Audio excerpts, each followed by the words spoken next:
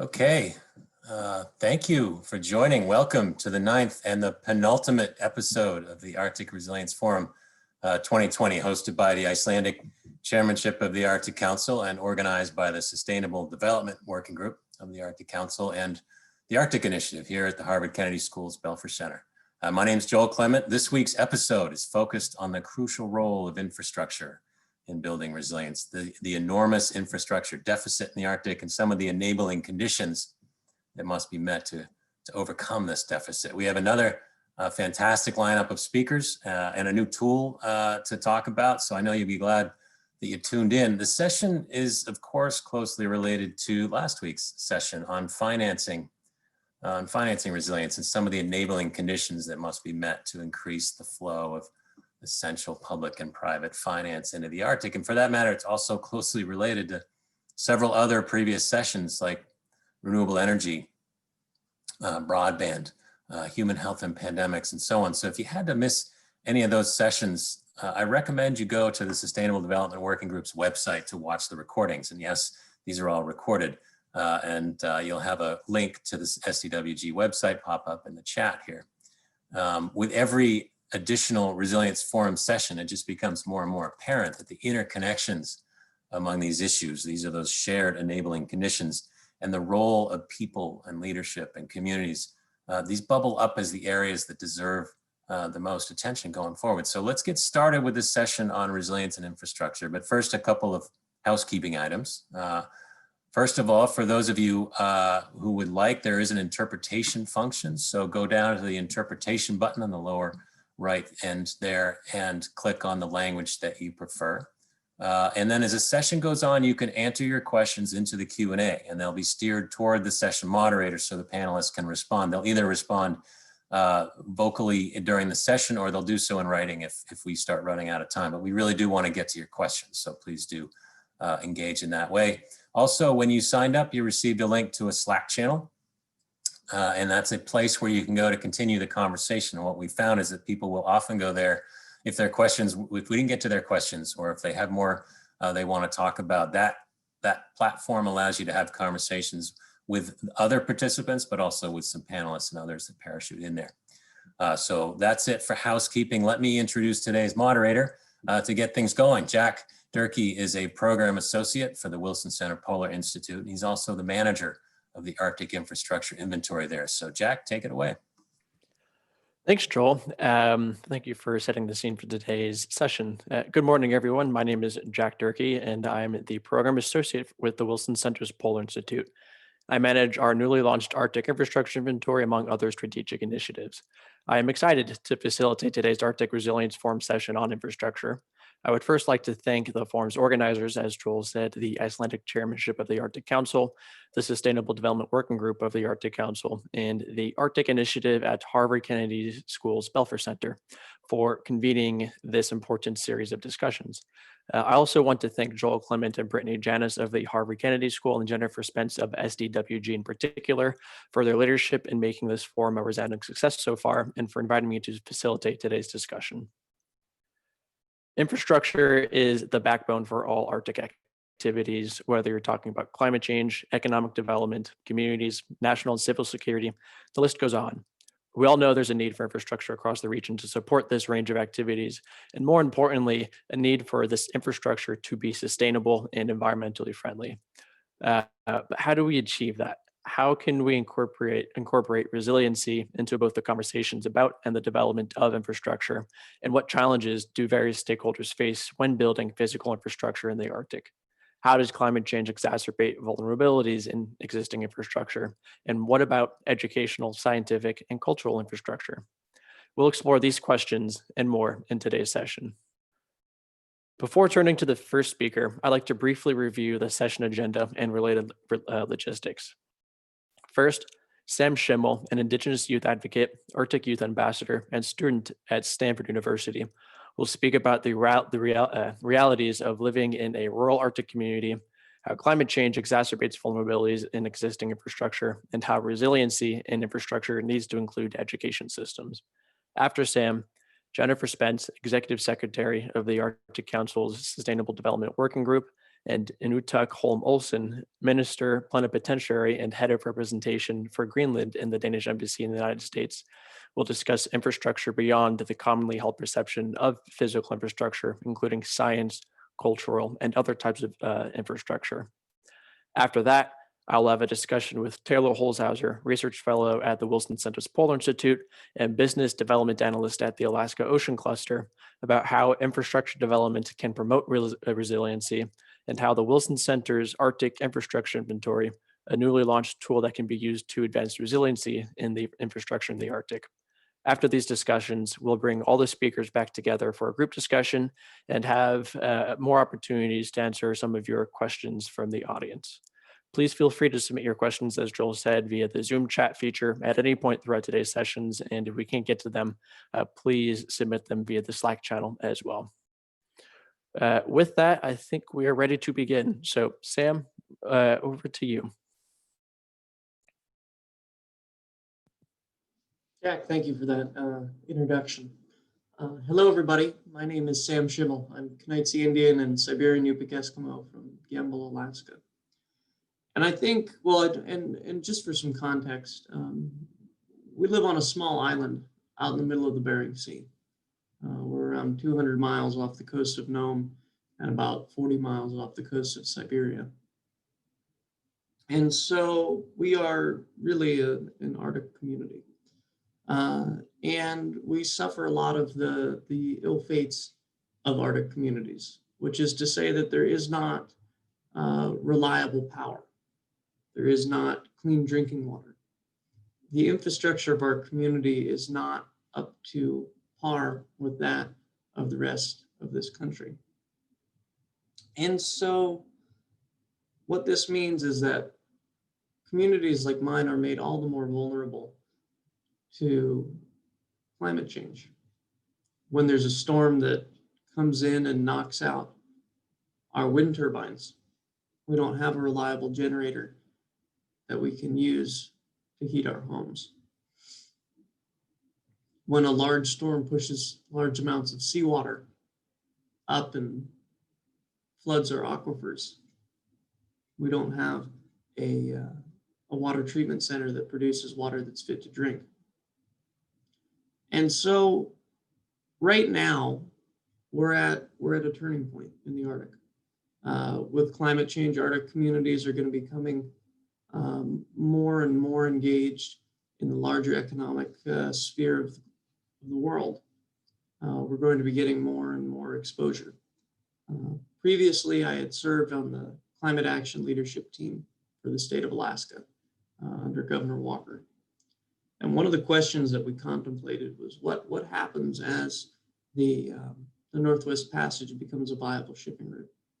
How do we ensure that our communities are protected, one, but two, are also able to engage in the larger economic drivers that are going to be introduced to the state? And it came down to infrastructure. We as Arctic communities may not have, we may not be up to date.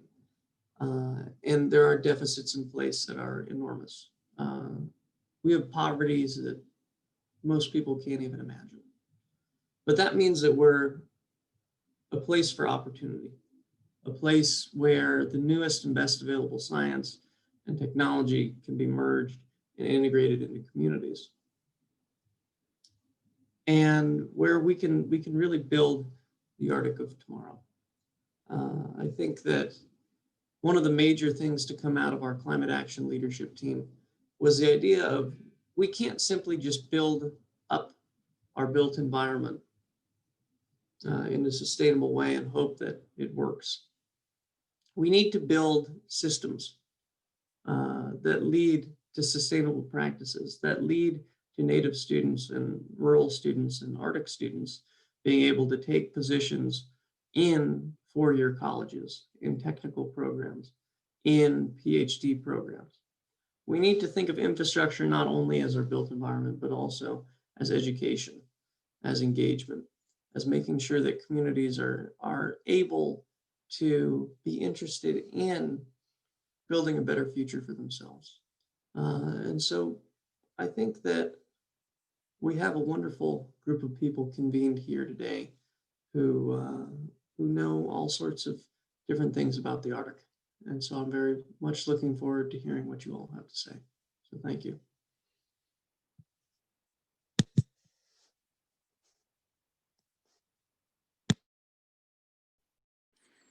Great. Thank you, Sam, for sharing your perspective. Your comments are important to ground in reality the rest of today's conversations.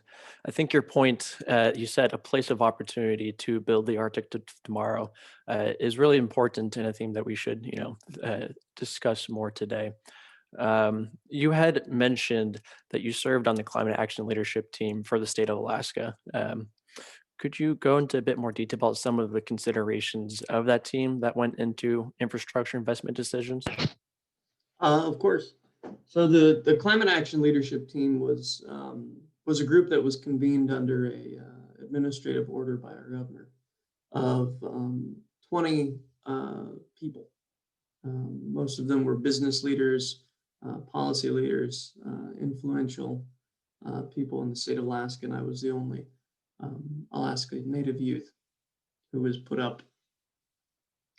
And the goal of the COUT was to create a comprehensive climate policy for the state of Alaska, one that was both economically feasible and then two, actually address the needs of rural and urban communities alike. And so one of the main things that we came to was infrastructure. Alaskan communities are some of the only ones in the United States that you can go to and find a place that, one, has no reliable power, and then two, has no reliable drinking water. And so these were huge priorities. And what that meant was we needed to figure out solutions. Conventional solutions didn't always work. Communities might be remote. Communities might not have a landing strip. Communities might only be accessible by helicopter, somewhere like King Island. And so what that meant was that we created a program that would allow for public-private partnerships between the state of Alaska and private business and private investors to help fund communities' infrastructure buildup. One of the great success stories in rural Alaska of something like that is AVEC, Alaska Village Electric Company, which brings in wind turbine technology to remote communities, taking the load off of oftentimes unreliable and old diesel generators, which require fuel to be flown in and are incredibly expensive to operate. And so what that meant was that there were certain requirements within that program. One was that one was of community engagement, that the community be educated about what the program that they were financing was, and then that children within the community be given a lesson on how that could work. So that was to do two things.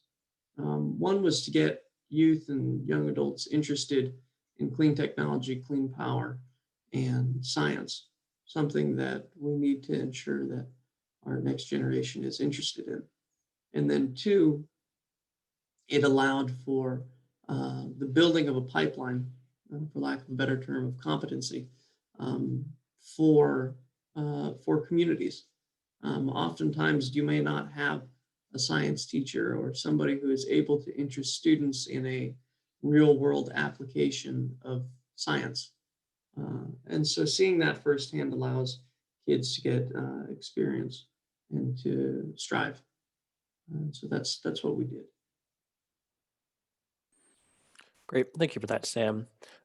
You also mentioned integrating education systems into the conversation about infrastructure and how that can help facilitate more resilient communities, resilient infrastructure, et cetera. Could you go into a bit more detail about that as well? Yeah, of course. Thinking of building up an environment, having your built infrastructure is really only the first step when it comes to creating a sustainable and healthy and healthy community. If you're going to be able to have long-term success in sustainability, in resiliency, in kind of ensuring that progress continues towards a environmentally friendly community, you need to make sure that there is a culture of education, a culture of strivance within that community. You want to make sure that the members of the community, one, understand what's being done. That's very important. If a community doesn't understand the infrastructure that's being built around them, then you run into all sorts of different problems. You run into pushback from community leaders, you run into distrust, you run into the question of why are we paying for this? If community members are informed, if they're educated, and if they're engaged in projects regarding infrastructure, then those questions can kind of go away. In terms of education as a part of infrastructure, we have to recognize that when it comes to rural Alaska, especially, if you have community members pushing for a solution, that solution is much more likely to be adopted, whatever it may be. And so we need to make sure that within our communities, we do have scientists, we do have researchers, we do have technicians, we do have people who are able to take these new technologies and implement them into our spaces. And we need to make sure that there's innovation upon these sciences within our communities.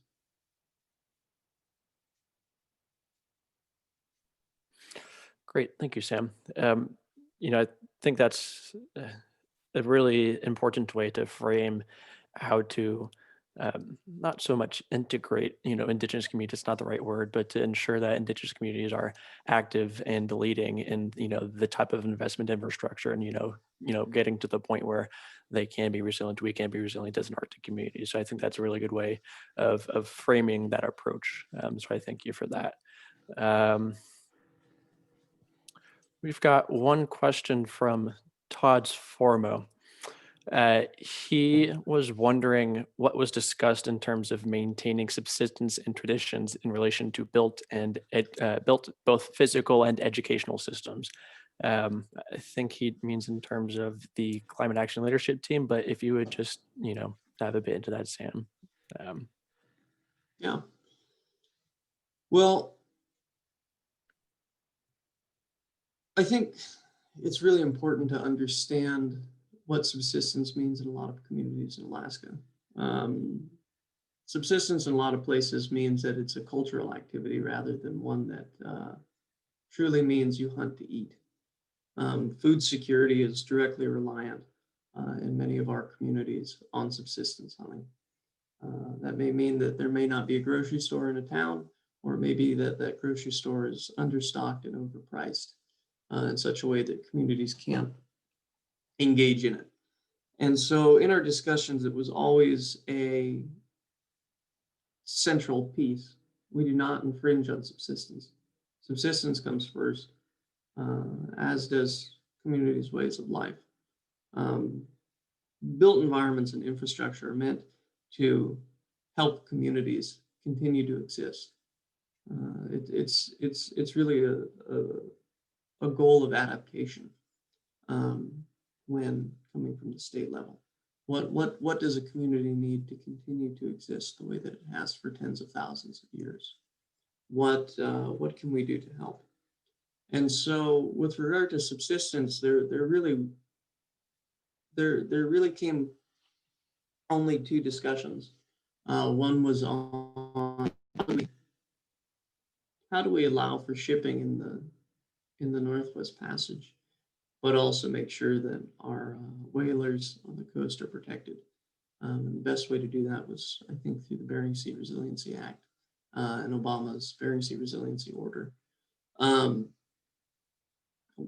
As well, the other piece was about ANWR and was about how can the state remain solvent and continue to generate revenue, but also protect Native communities of the area.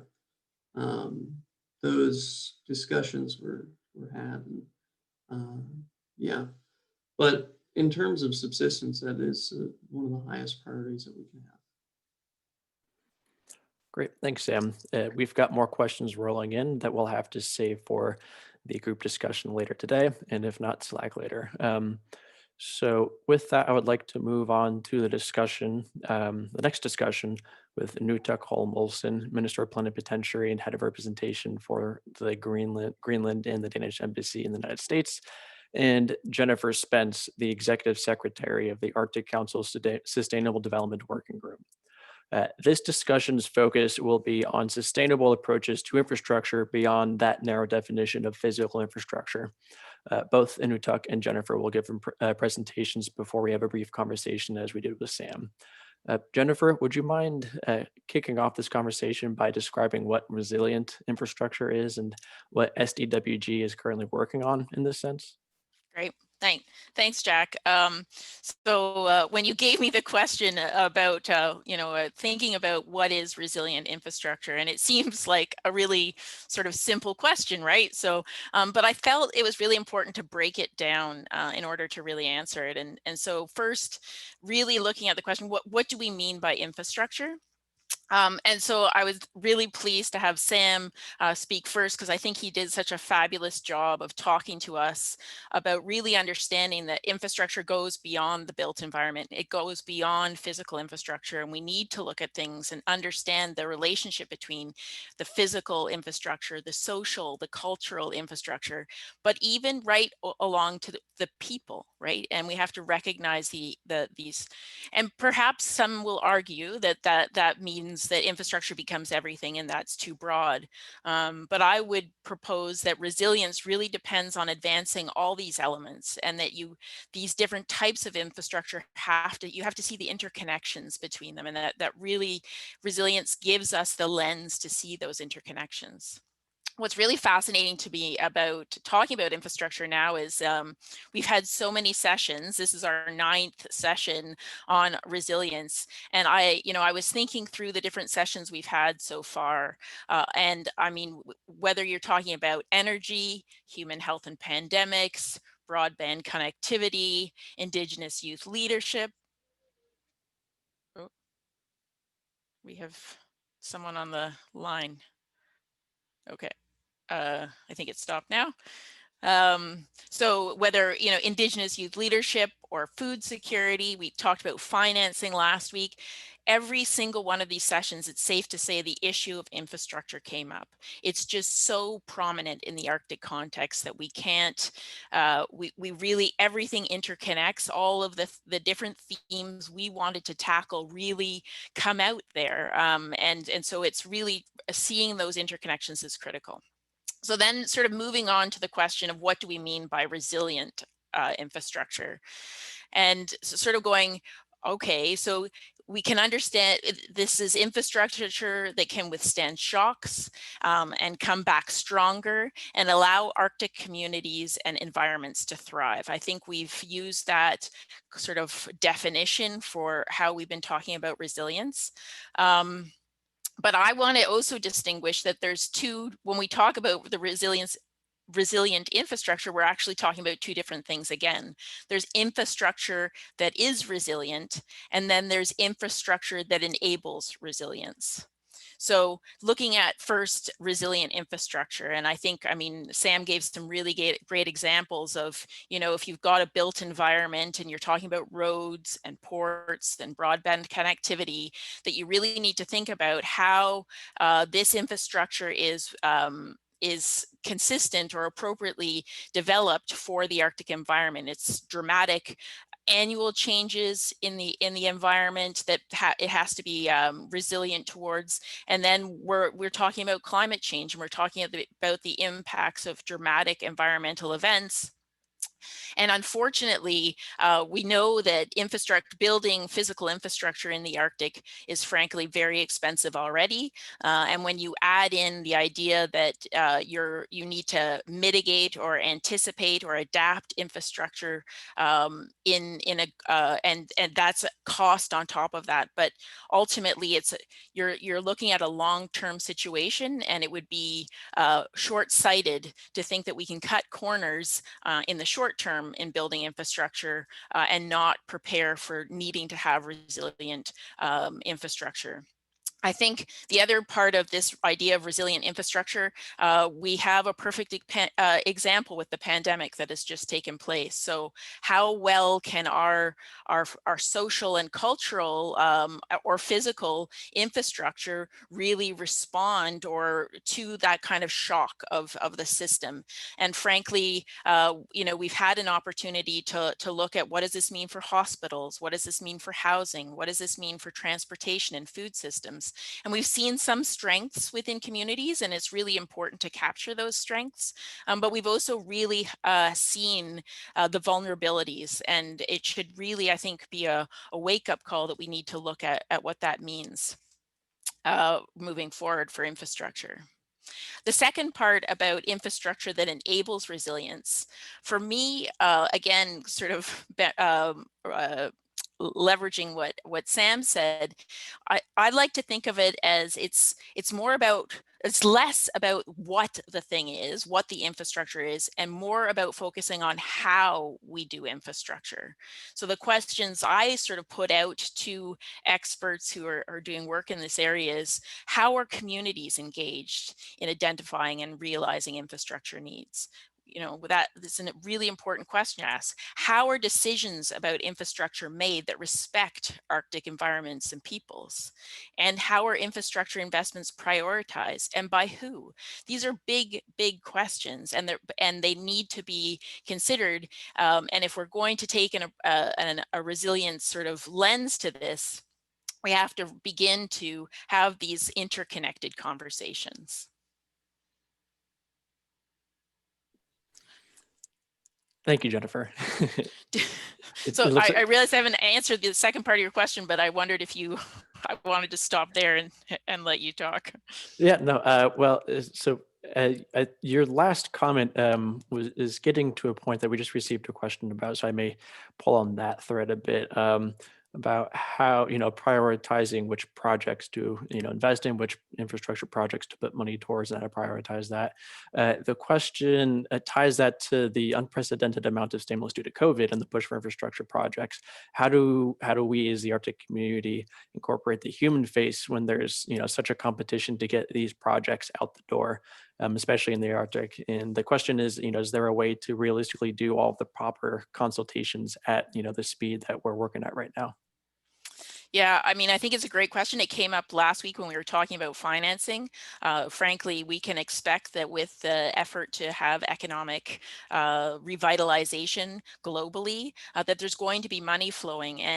But I think it would be a mistake if we went for the quick fix on these things. But also coming back to Sam's point is communities know what communities need, and communities that are enabled to have through education to have the skill sets to support that infrastructure are going to be 10 times more successful.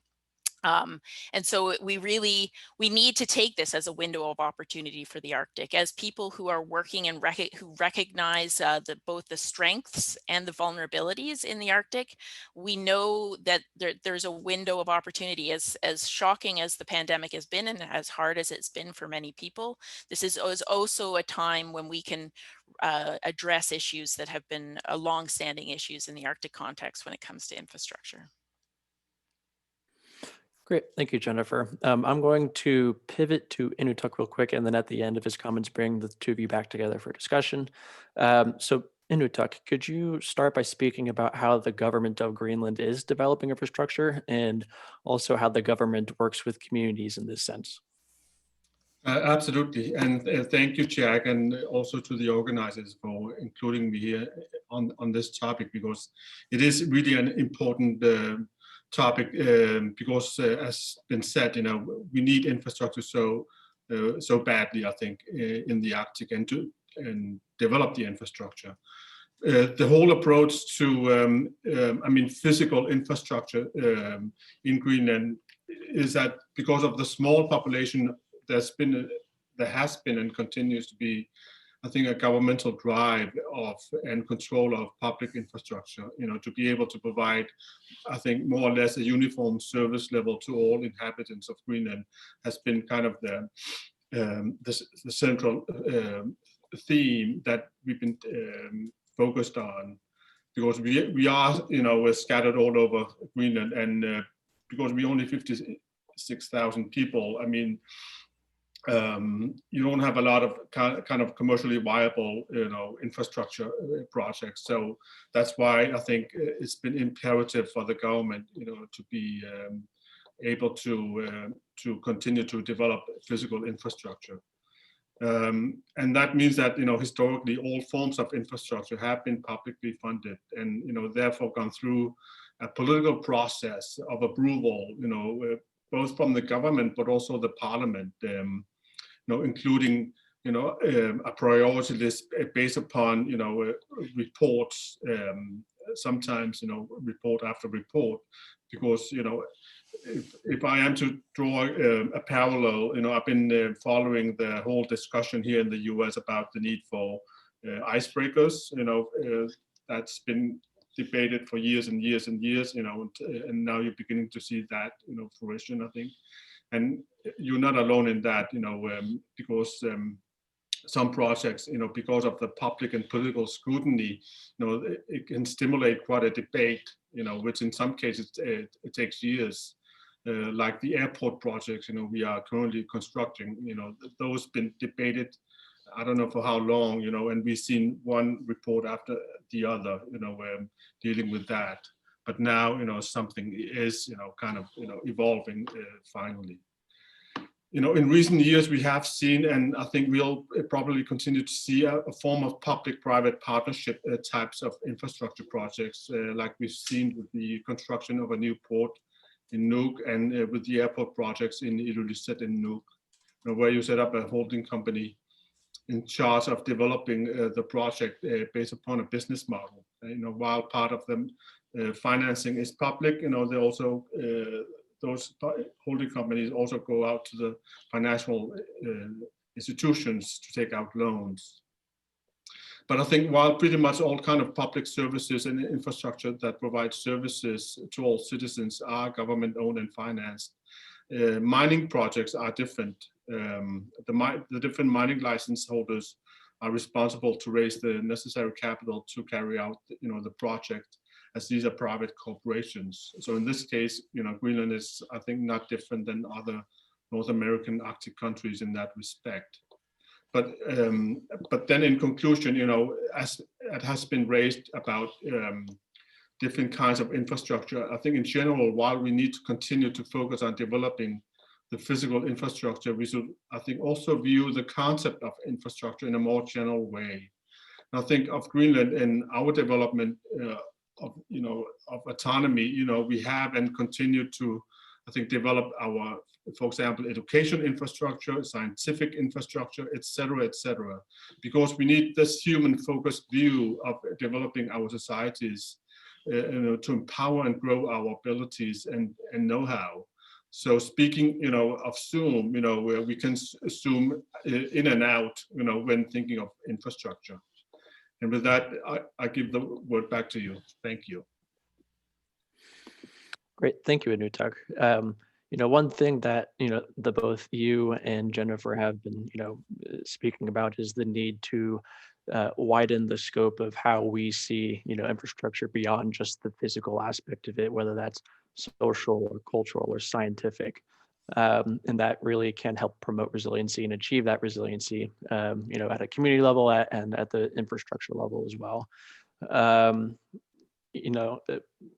One thing that is important to understand is that sometimes in these more remote regions of the Arctic, to be able to facilitate the development of that resilient infrastructure, you need to build this is supportive infrastructure first, the roads and the buildings, et cetera, so that you can build broadband infrastructure or other types of infrastructure to facilitate that resilience in those communities. Could you just touch upon that, as it relates to Greenland? Yeah, I think, the Arctic and, the societies and people in the Arctic, are no different from, people living here in the more southern part of, for example, the US, like in Washington, DC, because, we need, broadband. People want, are living in modern societies like anywhere else, and have the same, I think, needs in terms of developing the economy, and having quality education, quality access to healthcare and broadband and what have you. So while physical, I think infrastructure is important in developing the economics, that is part of the fabric of the Arctic communities and societies. I think we should also think of as I said, the societies being able to live in a modern world, and where you have need for both airports, roads, and renewable energy for that matter. Renewable energy is especially, I think, an important part of the future in developing the Arctic societies, because we've been relying on, for example, diesel power generators for too many years, while we have, I think, the potential to develop renewable energy. I think of infrastructure, as I said, in a more general terms of I think developing our human capacities. So it's important to continue to develop those as we, I think, continue to evolve in the Arctic. Great, thank you, Inutok. I'd like to bring back Jennifer Spence to the conversation. And I was so excited to get to Inutok's comments that I forgot to fully ask Jennifer about what the SDWG is doing in regards to resilient infrastructure. It's an important thing to know considering what SDWG does. So Jennifer, would you mind going into a bit detail about what SDWG does in that regard? Yes, thanks. And I was so enthusiastic about defining resilient infrastructure that I forgot as well. So, I think what's important, the SDWG is under sort of the umbrella of enabling infrastructure. We have a number of things that we have been working on. I will make a sort of a mini announcement that we recently, actually yesterday, released a new report called Zero Arctic that is focused specifically on carbon neutral construction. It's based on tradition. So this is completely new, just came out yesterday, and we're just in the process of making people aware. So that would be sort of your traditional, like, how do we make construction more energy efficient, which is interesting to talk about. But we have a whole suite of energy projects. So we like to sort of think of the connections between these different initiatives. So we do a whole suite of renewable energy projects, community driven projects. So the Arctic Renewable Energy Atlas, we have the Arctic Remote Energy Network Academy, the Arctic Sustainable Energy Futures Toolkit, and now our newest project being led by Russia, which will be one of their premier projects for their chairmanship, which will start next year, is Arctic Hydrogen Energy Applications and Demonstrations. So you have to write these down because they get long and complicated. We do a lot on food security and food innovation and food production. We have a new project that's looking specifically at the relationship, looking at the Sustainable Development Goals and the relationship between water, energy, and food, and recognizing that they have, actions taken in one area can actually have implications for others, and that we need to see the interconnections between these things. Solid waste management and water and sewer. These are all things, but they're individual projects. And one of the things, again, sort of coming back to COVID-19, is at the last meeting of the senior Arctic officials, the Sustainable Development Working Group was given the coordination role for Arctic Council's work related to COVID-19 moving forward. And again, we're really looking at this as a window of opportunity. We with the support of a broad community of experts and knowledge holders, were able to release a report last spring. And we see that this is something where we can really take a broad idea of what needs to be done moving forward, and see ourselves as being able to connect the dots between some of these things. So we're still in the process of defining what that work will be, but I see infrastructure being a critical component of that moving forward. So there's lots of information I know on our website about the different projects that we do. I can't do justice to them, but infrastructure is seen as a really important part of our work. Great, thank you, Jennifer. To stay on schedule, we'll have to move on. We have many questions coming in, and particularly about COVID too. There's one particular theme I'd like to tease out there, and how COVID is affecting, how to protect the, humans and communities in the face of pandemics like this. But we'll need to get that to the larger Q&A session, so we'll let that bake a bit. So thank you, Anutuk and Jennifer, for your comments, and we'll get back to you in about 20 minutes. On to the discussion with Taylor Holzhauser, research fellow with the Polar Institute at the Wilson Center and business development analyst at the Alaska Ocean Cluster, and myself. So we'll discuss how physical infrastructure can facilitate resiliency and promote resiliency, picking up on several themes that we've already discussed today. Before getting to that, I'd first like to briefly describe a tool that was launched last week by the Wilson Center that can help advance resiliency in Arctic infrastructure, and resiliency in all of its varying forms that we've discussed today. This tool is the Arctic Infrastructure Inventory, and it is a data set tracking infrastructure projects across the Arctic. It includes all types of infrastructure listed, including, for example, roads, research stations, pipelines, and much more. We take that, broad definition of what infrastructure is. Our initial round of research identified over 8,000 projects and assets, and we have thousands of entries slated for addition in the coming year. There currently are gaps in the information. Considering the inventory, it's still in its early stages of development, notably in the smaller projects that typically promote resiliency. Ultimately, this inventory will help inform policymakers, researchers, communities, investors, and other stakeholders in Arctic infrastructure and economic development by providing a full picture of what infrastructure is existing and planned, how factors like climate change relate to infrastructure development, and highlighting all the different types of infrastructure. You can learn more about the inventory on the Polar Institute website or at arcticinfrastructure.wilsoncenter.org. And Brittany has shared that link in the Zoom chat. So thank you, Brittany. We'll get back to how this tool can help promote resiliency, but I first would like to now welcome Taylor Holzhauser to present about how infrastructure can promote resiliency, a bit about how he worked on the inventory as well. So Taylor, over to you. Thank you, Jack. And I'd like to say thank you as well to the Icelandic Chairmanship, SDWG, and the Harvard Arctic Initiative for hosting this event and for inviting all of us to speak. This has been really informative, I think, at least for me personally, and I hope for all of those listening.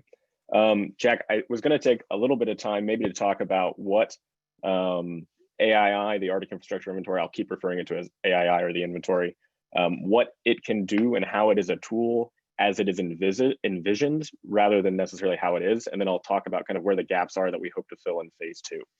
So AII as it is envisioned is really key to understanding a lot of what we've talked about here today by quantifying what the overall Arctic infrastructure need is. And that is across all 8 Arctic states. Our Arctic definition that we used is somewhat circumscribed. It's a little bit more limited, but it still, I think, gets at that larger picture of, okay, what's overall Arctic infrastructure need? And why is it kind of key to resiliency? Well, part of it is putting a dollar figure on these conversations can be very important, especially for those who aren't necessarily familiar with the Arctic, with the challenges of building infrastructure, the challenges of even identifying what needs to be built and what's out there been proposed. And so when you go to talk with global financiers, when you go to talk with government bureaucrats and bureaucracies that are responsible for putting these projects on a list, it can be really helpful to kind of know overall what the big picture is, as well as what it is in your local community.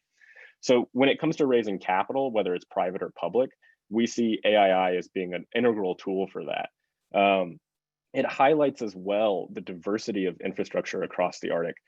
This is something we've talked about, I think, frequently, both at AI, through Polar Institute, through various other forums, but diversity and infrastructure is a very diverse category. There's a lot of different projects, and AII tries to get at the full picture. So that could be oil and gas fields, it could be mines, it could be pipelines, all the supporting infrastructure that goes into what are called traditionally development projects, but it's also all of the public infrastructure. It's water pipelines, it's sewage and water services, it's broadband internet connections, fiber optic cables, could even be satellite ground stations, schools, hospitals, all of that is included in AII. And what we hope to get is that larger built environment, but as well as kind of the digital component of that. So that's where we're hoping to get to. We're hoping to make it robust. That said, the current database does have gaps. And Jack rightly pointed out that one of those gaps, probably the largest and most consequential, is small budget projects. And so what we mean by small budget is really anything under 10 million. So that's most projects in the Arctic, just by a numerical value. Part of that is due to the fact that Guggenheim Partners, which is a global asset manager with about, I think, 200 billion under assets under management, they were the ones who originally developed the list that AII is based off of, and they turned it over to the Wilson Center in 2019. They had a $10 million lower limit for any entries. While we don't have a similar limit, we're saying we're taking everything and anything we can find. The legacy of that initial list is still very strong, and so we don't have great coverage of those smaller projects. So as a result of that, that's part of it. The other problem is that it's a lot harder to find information about smaller individual projects than it is to find information about really large, expensive, and well-publicized projects. So for example, it's a lot easier to find information about developing oil fields or potential oil plays on the North Slope than it is to find all of the potential water and sewer projects that you can see out in Western Alaska or the Aleutians. Now, there are government databases that track that, and there are other organizations that have those lists, but getting access to that can sometimes be difficult. But as we're going into phase 2, one of the things we're focused on is figuring out where those lists exist and integrating them in. Other examples of kind of limited infrastructure or limited gaps is power plants. The original list that we had developed does not include anything below 10 megawatts. Obviously, that's a very large power station or power generation, and most local Arctic-based, especially individual-based power projects don't meet that 10 megawatt cap limit. So we're reaching out, trying to figure out where exactly those wind power projects, solar power projects, even tidal power projects are, and trying to incorporate those into the database. Now, there's some other things about the database that, as we move forward, I think it's important to keep in mind for thinking about what is the overall value or need for infrastructure across the Arctic. And one thing that the infrastructure database probably won't include for quite some time is deferred maintenance. And I like to raise this simply because it's a very important point when we talk about infrastructure in the Arctic. While there is this tremendous gap that exists between what we need and what we currently have, I think it's important to recognize that we do have some infrastructure already, and it's important to keep maintaining that. And maintaining infrastructure in the Arctic can be very difficult. I mean, there's the history of trying to find spare parts, trying to find qualified technicians, qualified mechanics who can fix things when they break down. It's really difficult, especially when you're operating in a remote, often cold, dark, and distant environment. So how we factor in that, I think, is going to be very important. And when we talk about infrastructure, I think that's an important piece of the component of the puzzle. And it's something that as climate change increasingly threatens existing built infrastructure in the Arctic through thawing permafrost, through coastal erosion, I think it's important to keep in mind that deferred maintenance is a lurking threat. It is ineffective, pardon my use of metaphors, Jack knows I love metaphors, but it's the powder and climate change is the spark.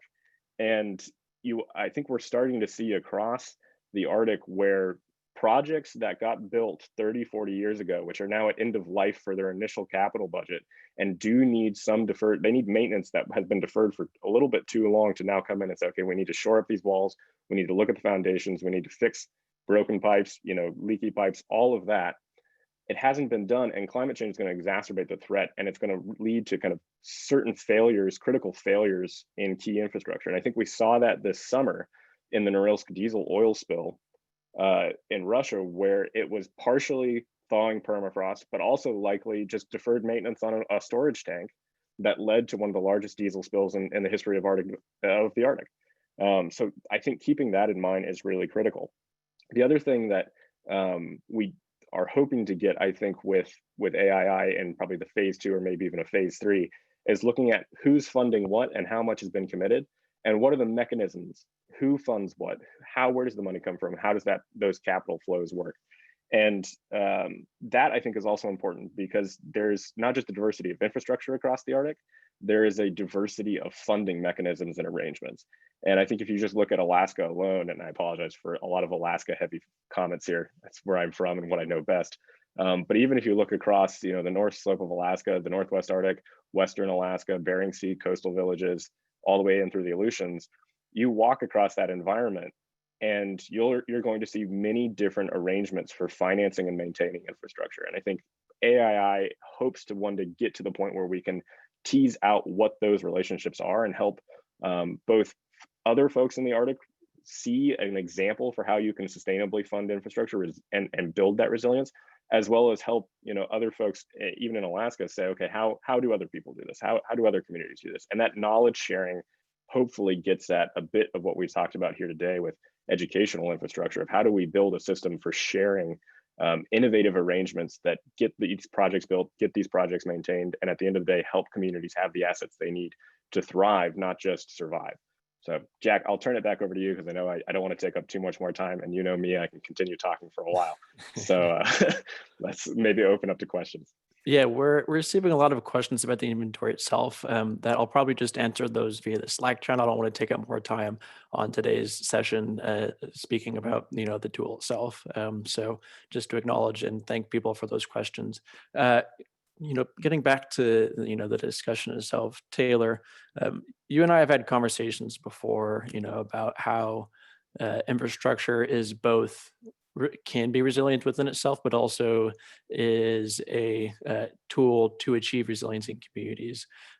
Could you go a bit deeper into our discussions past and go into detail about that? Yeah, and I meant to go into this, and I apologize. I know that was an original question. One example I think of how you can really see infrastructure leading to stronger, more resilient communities is just simply fiber optic cables or satellite internet coverage. I think COVID-19 has really shown, the pandemic has really shown that communities that had stable broadband connections could really thrive. You could have people stay at home, continue to work from home, even come up with new business ideas. I mean, there's been quite a few businesses that have been launched during the pandemic, which is always really, I think, exciting. But that takes having stable broadband. It takes having fast internet speeds. And not having that can really reduce your ability to thrive in these kind of chaotic situations like we faced this past year. So when it comes to building resiliency in these communities, I think there's certain infrastructure projects that really can be transformative. And that's key to note. And they're not always the most expensive ones. They're just announced last month, the federal government is going to fund 2 fiber optic cables in Southwest and Southeast Alaska. One's going to take fiber optic cable and link 6 coastal communities from Kodiak all the way out to Unalaska Dutch Harbor.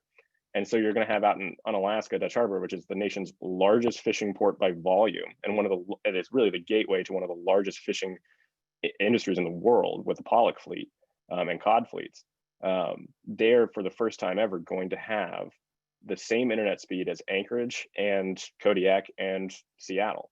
That's going to be huge. It's going to be very transformative for that community, and it's going to boost resiliency because it's going to open up a whole host of potential innovations, innovative small businesses, innovative enterprises, as well as open up that whole larger industry for potential innovative solutions through either the Internet of Things. I mean, you've got massive seafood processing capacity out there that's largely operating, with 1980s, 1990s tech. Bringing high-speed broadband out there is going to be really transformative for those industries. Great, thank you, Taylor. I'm going to now bring in the rest of the speakers for about a half an hour of group discussion. And I would like to, once everyone's in and able to speak, pose the first question to Sam, since all the other speakers have commented on this. Sam, so we've spoken about how the support of infrastructure can help promote resiliency in communities, and delivering operations and maintenance and having the material logistics in place. So in this sense, how infrastructure can help promote resilience in communities. Sam, could you go into detail about that?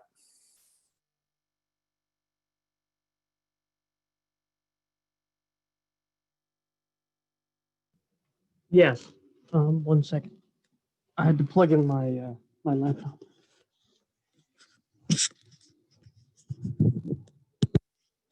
I think that's a very good question. How can infrastructure help the resiliency of communities?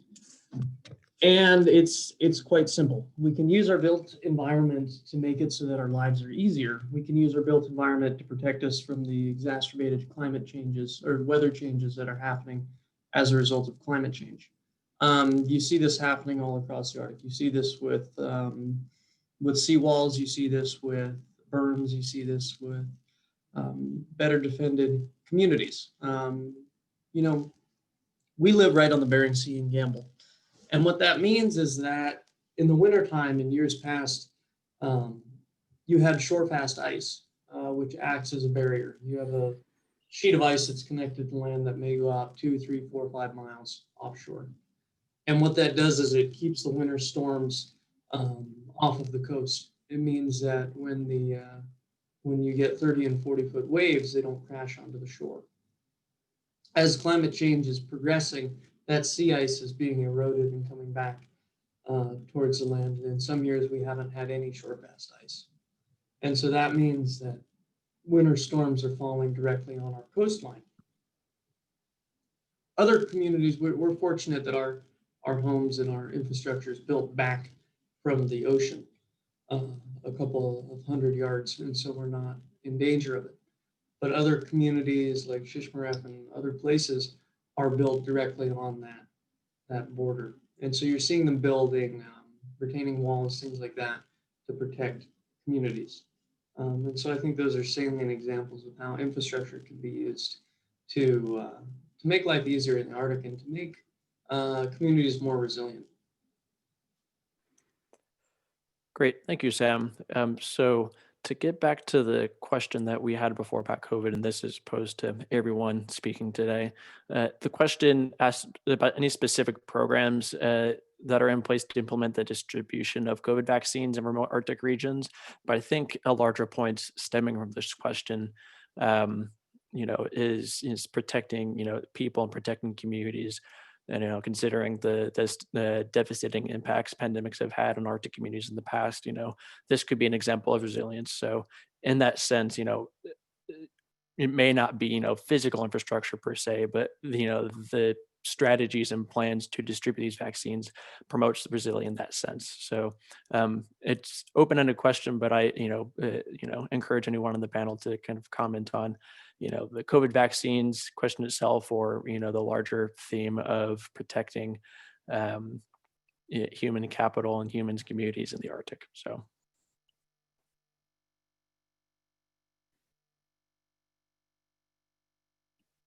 Taylor? Jack, I can kind of talk about that, at least from a Alaska perspective.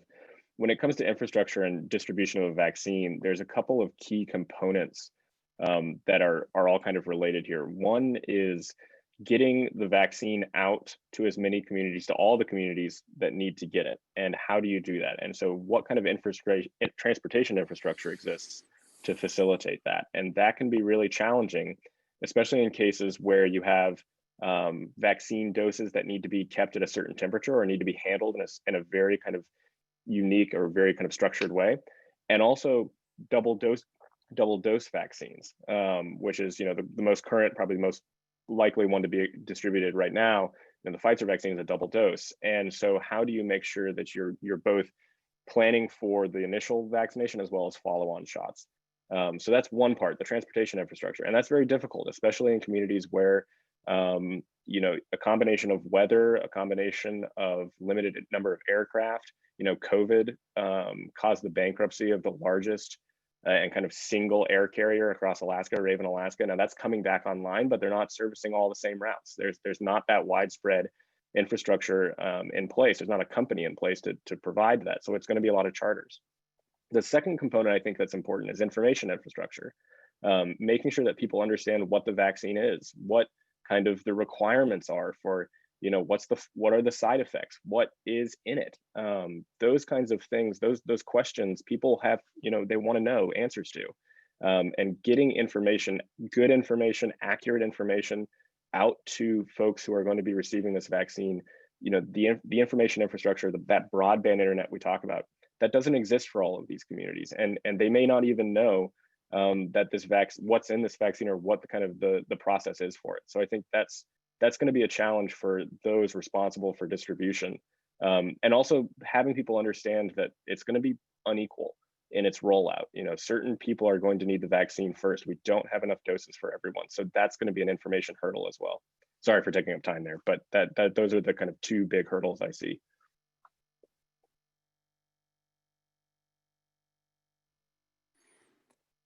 Great, thank you, Taylor. Moving on to another question. So the Arctic is not monolithic, and I think that's something we well do with in our studies and and work on a weekly, daily, yearly basis. Different national priorities often lead to different Arctic policies, different approaches to economic development in their respective regions, how Indigenous communities are involved in these processes and otherwise incentivize movement to and from the Arctic. Jen and perhaps Unatuk as well, I'd like to ask you how you deal with the different priorities from a North American Arctic to a Nordic Arctic to Russia, for example, and how these different approaches may require different approaches. Different national priorities require different approaches to resiliency and infrastructure, to resilient infrastructure. So Jennifer, you first.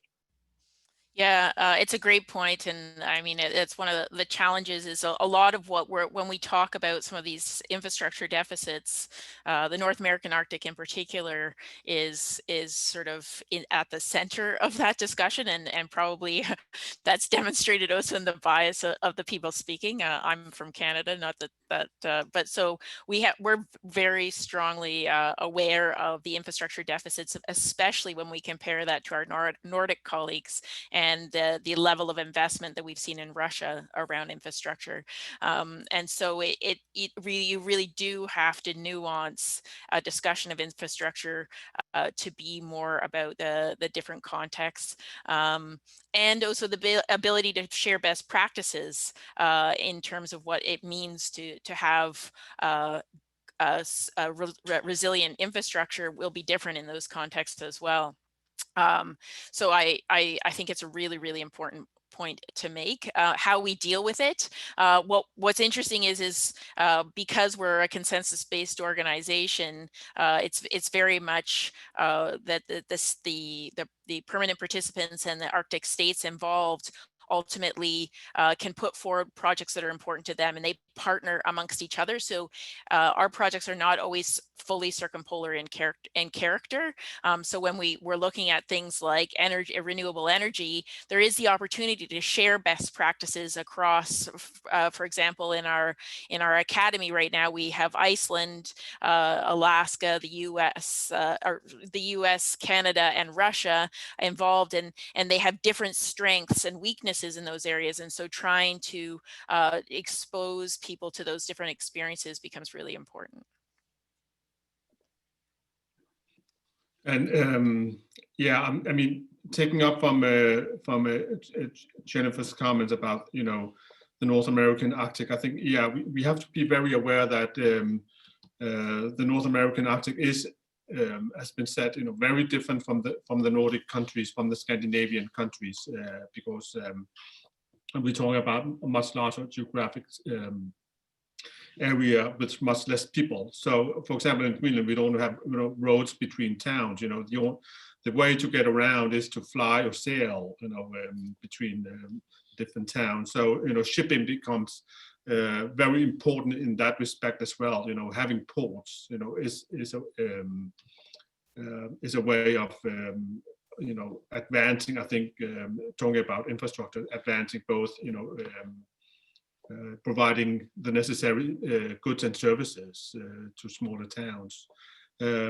But I mean, there was a question about the renewable energy issue in Greenland, and I just answered that we've been kind of taking the low-hanging fruits of developing renewable energy in bigger towns, but now the challenge is to in the coming years to spread it to smaller towns and communities where it's not, hasn't been that much viable business case wise. So that's going to be, I think, a continued focus on our parts to build upon the renewable energy sector to smaller villages, for example. But another point I want to raise is that, I mean, developing and building infrastructure, is a prerogative of the Greenland government. So, we cannot, blame others if infrastructure is not, developed or built. We can only blame ourselves. But having said that, so in essence, it means that, nothing will happen if we don't take responsibility. And I think that's, in general, I think taking responsibility of our own destinies and developing our societies is upon ourselves. If I'm speaking on behalf of Greenland. So. Great, thank you, Nutuk. In his opening comments, Sam raised a point that was discussed in previous sessions, and in particular last week's session on financing resilience about public-private partnerships. I got to cough real quick. Excuse me, everyone. I don't have COVID, don't worry. Sam raised a point about public-private partnerships that was discussed in last week's session on financing resilience. Taylor, could you discuss, the strengths of public-private partnerships and how they can help facilitate resiliency within infrastructure? Yeah, perhaps it's best to start off by saying, where do public-private partnerships work the best?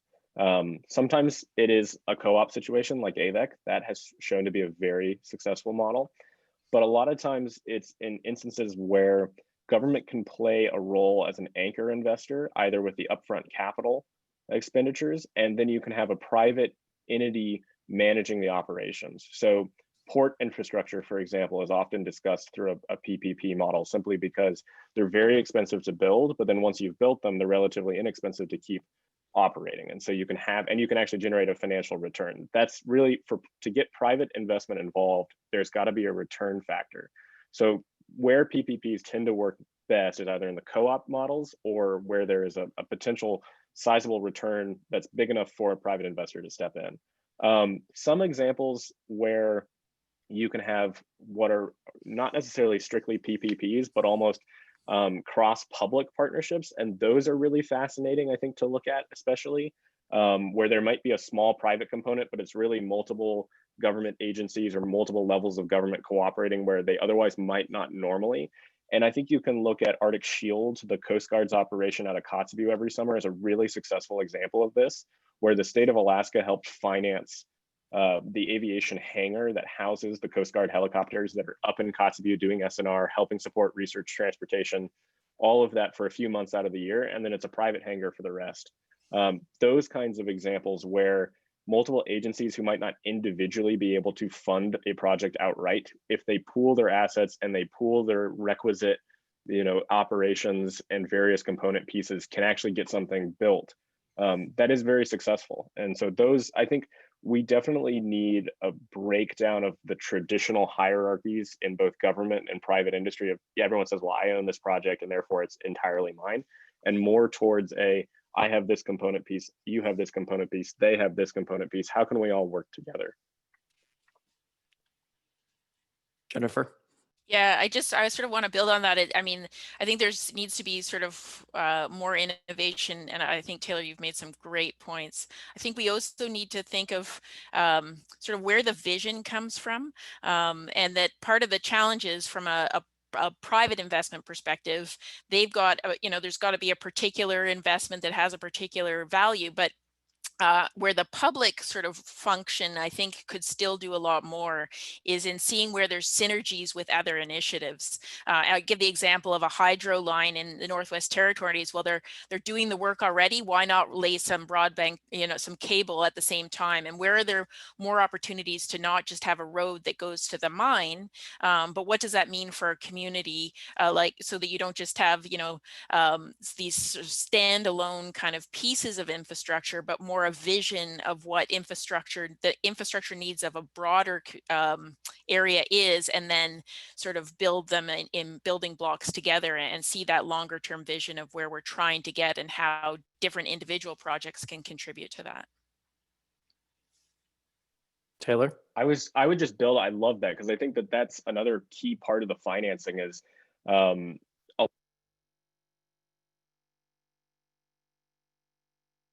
lot of these I'm looking at. Uh-oh, I'm off. Let's see. No. You're back. You're back, Taylor. Died. Lovely. So what I was saying was, I think a lot of times individual projects. Am I back on or no?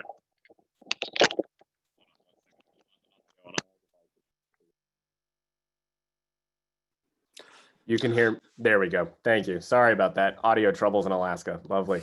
What I was going to say, and I'll keep this now short. There's a lot of projects that individually don't warrant, they're not large enough to warrant a private investor looking at. But if the public can come in and create a consortium model where individual projects are all linked together and set up that infrastructure from a financing perspective, that really enables a private investor to come in and say, okay, these 10 projects individually, 10 million might not be big enough for a large asset manager to look at, but 10 of them, now we're talking 100 million, that's something that will get interest. And so that's, Jennifer, your point, I think that kind of stuff is really innovative, and it would be really cool to see a lot more of that get done, especially in situations where the state or public financing has been really slow. Sometimes just bringing in a potential private bidder will attract enough interest to get everyone moving. Even if that private bidder doesn't end up taking it, it can be a really good way of jump-starting attention on some of these projects.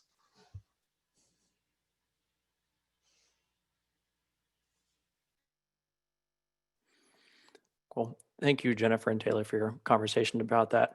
I want to bring the conversation back to where we started today and using, education systems, for example, as an approach to ensuring that Indigenous communities and communities of the North are partners and leaders in these conversations, and ensuring that we're all working together to reach resiliency and infrastructure. So building on Sam's point about, using the example of education as a tool in that sense, not a tool, but, as an approach in that sense.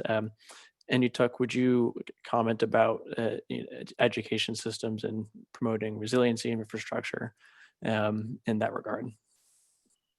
Yeah, I think, education is key. I think when we talk about developing the societies that we live in, and especially in the Arctic, I think, acquiring knowledge, and I think acquiring know-how will be key to developing both the societies, but also the economies that we are dependent on. And in that sense, what Jennifer mentioned about the work of the STWG is important in that sense, because you have reports that were created by the working group on, for example, energy, and what was said about innovation and know-how is important to share, I think, across the Arctic, because in many ways we are so similar in the way that the challenges that we have, when it comes to small scale infrastructure projects or energy projects. So I think it will be key to be able to share that information between each other, and in that sense I think forums like STWG or the University of the Arctic, or bilateral collaborations between universities or countries in the Arctic will be key in, I think, in continually, I think, advancing our standards and know-hows and best practices, because that's, I think, it's quite needed, and not only from an education perspective, but I think in general when we talk about developing the physical infrastructure or energy or what have you, I think. Jennifer? Sorry, I always love to jump in with great ideas. So I think I strongly believe that Inutech is right, that education is key. And there's an article that was released in Nature just I think yesterday on building resilient Arctic science amid the COVID-19 pandemic. And I think the arguments there about the importance of building capacity in Arctic communities for science's purpose also applies in the resilient or in the infrastructure context. Having the capacity in communities to manage and monitor and deal with the maintenance, all those types of things. So there's not a dependence on outside Southern kind of expertise and capacity. Having that capacity within communities just makes so much sense, and that so education becomes a fundamental part of that again. And so I'm going to see if I can find a link to the article so I can put it in the chat. But I think the messages are in that are very much the same. About the importance of education. It just becomes so foundational. Great, thank you, Jennifer. Taylor, back to you. A question about your comment how private bidders often stir interest in Arctic investment. The question basically asks, does it have to come to that point? In terms of private bidder stirring interest, foreign nationalities seem to spur the same amount of activity from countries in the Arctic, where you get foreign direct investment coming in, and that raises some eyebrows, or gets people interested in this infrastructure and investment. The question essentially asks, does it have to come to that point where foreign direct investment and nations getting interested in Arctic infrastructure, is that necessary? In an ideal world, no. It would be very nice if we had a kind of a structured approach, and we could take kind of community involvement, it would bubble up to the surface, and then people at the higher end on the funding side, especially in DC, speaking from an American perspective, would recognize, okay, there's an infrastructure need here, and it could be on a cycle, it could be like a 5-year plan or something like that. Unfortunately, that process has not happened. We tend to do infrastructure spending on an ad hoc basis in the United States. Seems most other countries in the Arctic are on a very similar kind of path. And so I don't think it has to be that way, but it's the way it does seem to be working, especially recently. I mean, it is kind of just, we have to kind of ride the news cycle is the way to put it, that I've heard.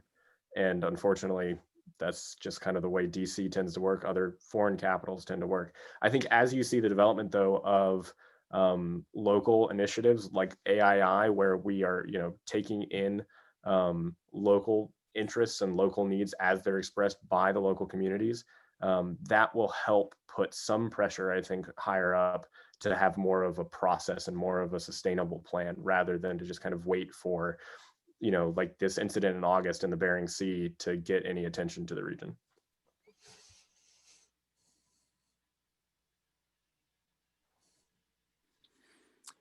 Thank you, Taylor. So we're nearing the end of today's session. Before wrapping things up, I would just like to, give an opportunity to the 4 speakers here today for any final comments that they may have before concluding. So, Sam, Inutech, Jennifer, Taylor, any closing comments?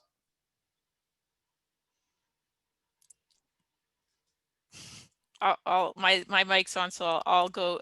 Just one of the things I want to come to, I would like to wrap up with is something Sam said, which is to think beyond sort of the application of what we know in the South as being sort of the way to go with infrastructure, and recognize that the Arctic is a place where you could actually see some innovation and sort of a leapfrogging of opportunity to do new types of infrastructure and new types of innovation that we haven't seen in the South, because we're limited in a way by the existing infrastructure.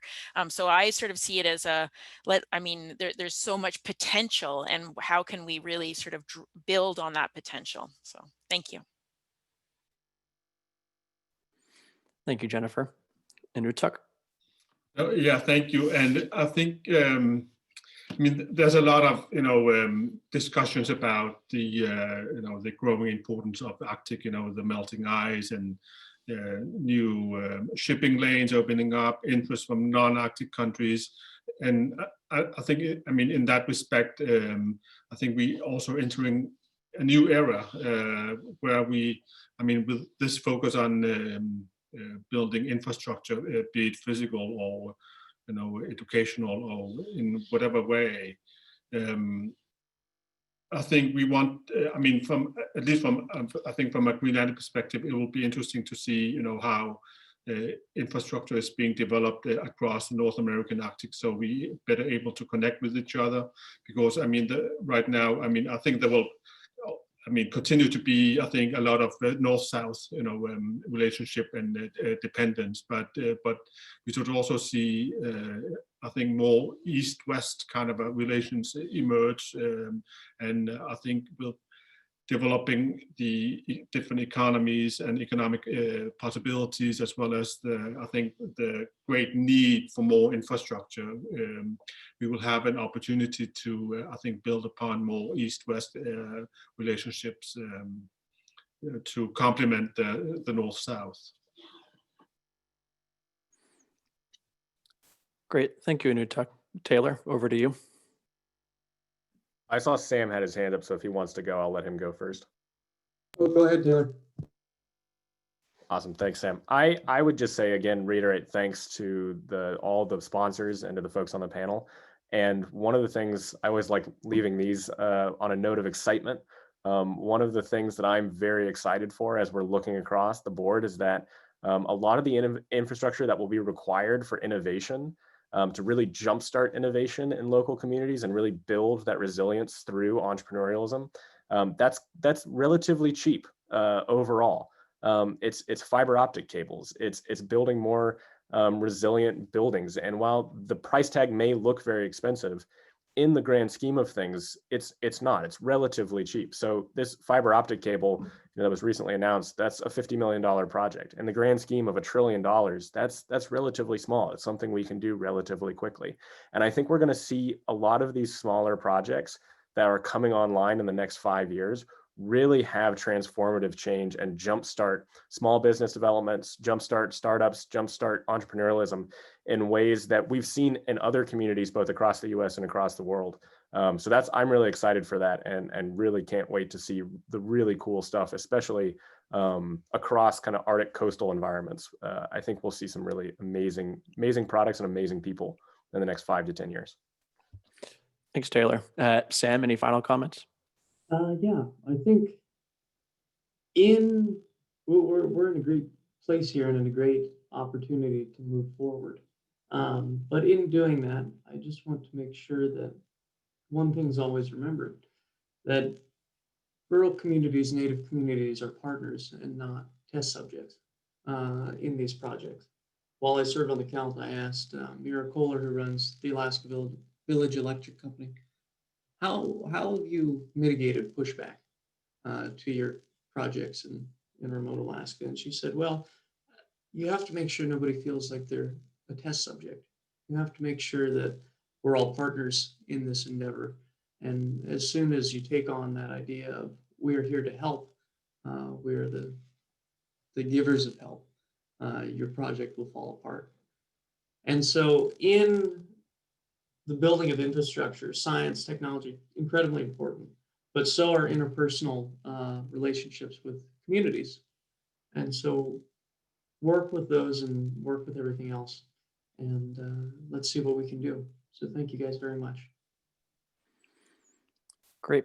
Thank you, Sam. And once again, thank you to the four of you for sharing your thoughts and perspectives today on how infrastructure is resilient, infrastructure can promote resilience, and approaches to ensuring that we can, facilitate resiliency and infrastructure moving forward. So to wrap up my thoughts before passing it back to Joel, I just like to thank you all again, but, just kind of reiterate some of the points that we made today that, infrastructure itself can be resilient, but also infrastructure is a tool to achieve and advance towards resiliency in the Arctic, whether that's through educating communities in the Arctic and having indigenous communities be a partner, as Sam just said, and lending their expertise and voice and their leadership to ensuring the communities can be use infrastructure for resilience.